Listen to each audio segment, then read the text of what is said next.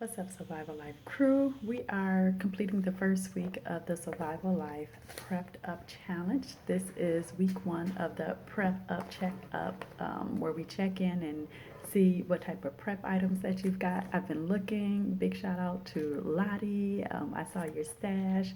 I saw you, Tim, looking good. Anthony, you could feed the tribe. I know you do it up big, but you guys all did a great job doing for the first week. So what we're doing right now is we're collecting food for a bug in where you're just going to be at home. Like maybe there's a power outage. Not really any type of civil unrest out there. Like, so you're just comfy, cozy in your house. You can't get out for a while. And we want to make sure that you have everything you need so you don't have to go into stores where it could be, too much stuff going on. So we got this checklist for 1 month for one person.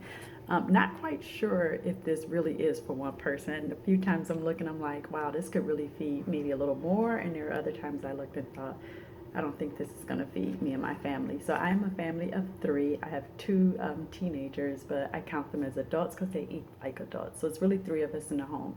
So even though this prep list is for 1 month, I thought I'd collect the first month, evaluate it, and the next month do it all over again with some of just the food items. Because once you collect some of these items, you're not going to need it again.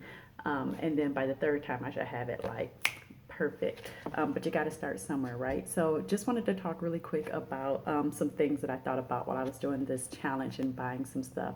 So I went to Aldi's and I got most of my stuff from there because they had a lot of the canned things that I need. Some things I still have to go out and get, so I made a list. Not on here of things that I would have to go somewhere else to get. So some of the things I want to talk about, actually, I'm going to do a real quick show here of what I have. So this is my stash so far. So I've got some seasonings, some yeast, because I don't bake, but all of a sudden when you're stuck in a home for like 30 days, you're probably going to be like, I want to bake some bread or do something. So I did get some yeast, some applesauce. These last a really long time. I know because we have them in the house for a really long time. Peanut butter, we have fruit here, some fruit options. We have some beans. There's some things in the back here, some tomato sauce. I ain't eating no bland food, so I got some bouillons. I think these, we'll talk about expiration dates and best by dates in a minute. But we have some sauce. Now I did get jar, but because I was like, something should break or whatever, in the back here behind like the soups, I do have some canned tomato paste and some diced tomatoes and such. So if I need to make a spaghetti like my mama, the first meal I ever made, my mama taught me how to make homemade spaghetti. So it wasn't until I got lazy that I started opening up these jars right here. Oddly enough, my daddy taught me lamb. That was, I think, the first thing meat I made was lamb. Leave it up to daddy for that. But anyway, corn, I got my vegetables. I have my rice. This says 3 pounds. So one of the things you're going to have to do is look at that inventory list. It said to have 4 pounds. So I'll probably just go out and buy another big bag of rice. Better to have more. But I also really don't. I have like a huge warehouse size bag of some rice. So I think I'm good with the 3 pounds. But once my big bag of rice goes, then I'm going to need to be more cognizant of how much I have. I don't know, I was like curious. I do not like canned salmon anymore when I used to make salmon croquettes, but I typically just like to do my fish. But again, this is survival situation. I want to have some calories, some food, some nutrients in my body. So I have that. And sorry about the video because I'm kind of pointing it in a selfie type fashion. So it's hard to see what the video is recording, but I have my tuna back here, some different tuna. I did get some of these. Now, this is just me being nosy. Like, it's less in a pack, and it costs a little more, I think. So not something that you really want to have, but my daughter, I know, will eat these, and she prefers these over cans. So these will rotate out fast, and I'll probably just end up sticking with the cans. We have different potato options, some rice options. Some are ready to serve rice, so easy just to warm up. We got some box mashed potato options.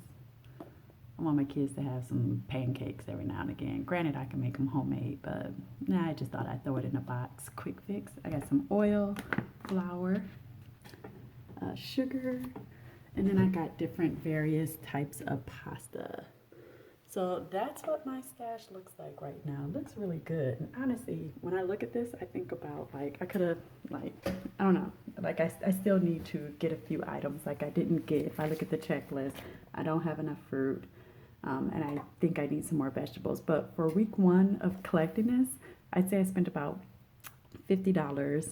Um, okay, so maybe it's more like 60 or 70, but some of the items that I brought on my grocery list were things that I needed to use immediately. So I'm going to go through grocery list. I'm going to put out a price thing so people will start to know, okay, I'm going to need about like $45 or $50 to get all this.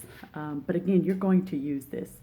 So a couple of things that that I thought about that I wanted to point out is that pay attention and log how much you and your family consumes on a daily and not on a daily, but on a weekly and monthly basis.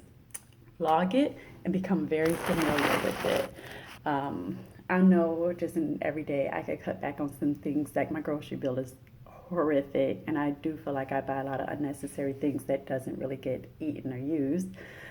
So look at how much comes in the house and how much you're consuming, because that's going to help with this prep list for you to realize that, okay, that's ridiculous. We eat more than that or we're nowhere near eating that much. Keep up with your inventory. If you have to print a couple of these or if you have to have a journal where, and I'm thinking of a way to make this so that you'll have a couple of line items to like, okay, on this date I have now like 17 cans of whatever, but just keep up with your inventory. Write it down, make sure it's visible. Pay attention to where you're placing your food items. If you're placing it in areas, think about the temperatures, think about moisture. You don't want anything to get damaged or where you get to it finally and then you're like, oh, I can't use it.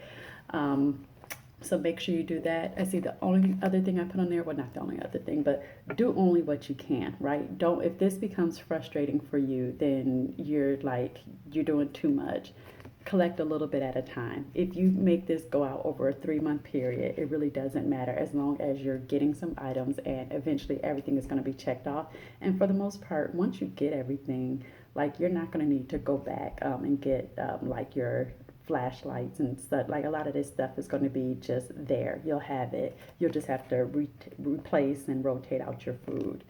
Let's see. The other notes is, let's see, buy what you eat.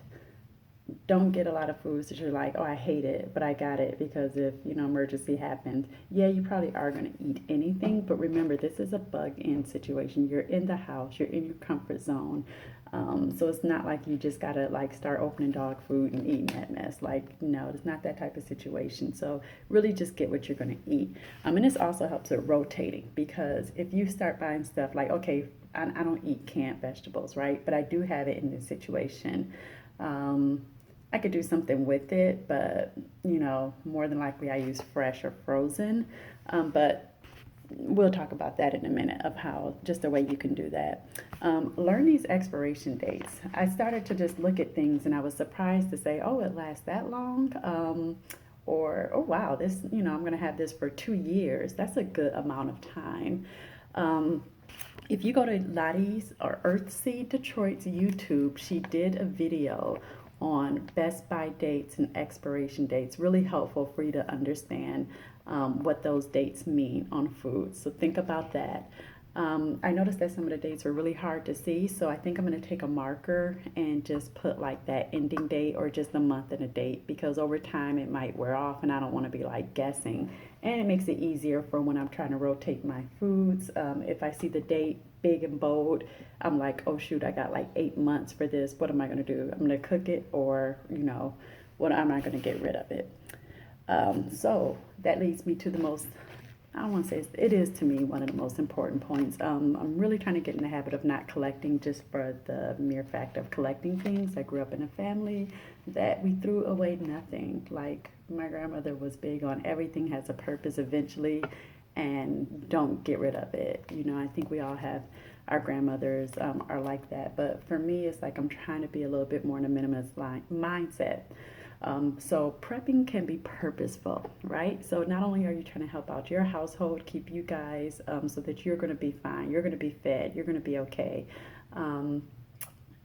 you really want to think about like what you can do with this food. So if you're not doing the FIFO method, which is the first in, first out method, where you're looking at your dates and you're taking out things that are expired or about to expire, you're cooking and eating it, don't toss it away. Like, don't find yourself getting rid of all of this food. You're tossing away food, which is a resource, and you're tossing away money.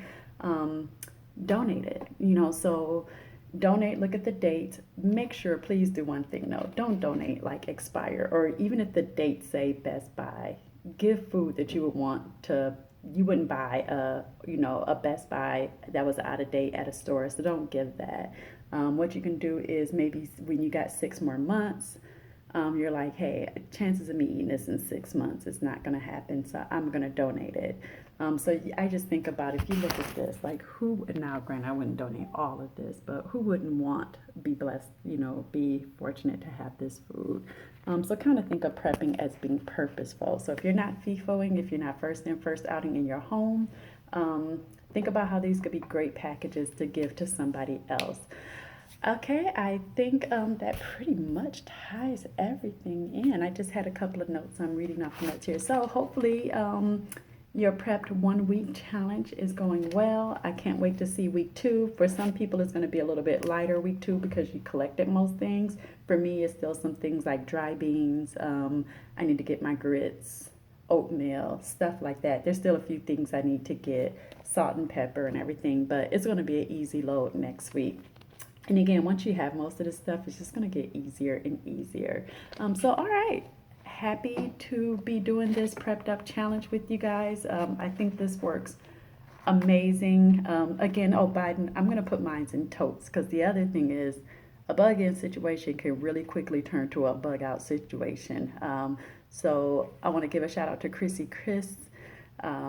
She talked about how she had timed how quickly she can get all of her stash into her car.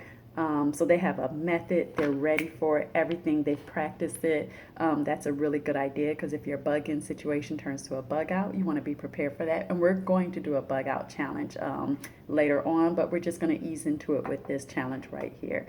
If you have any questions, comments, let us know. If you're going to join the challenge with us, you can always jump in. You can start wherever. If we're on week 2, which is what we're going to be on come Monday, just jump in at week 2 and you can go back and start collecting a few of these items. All right.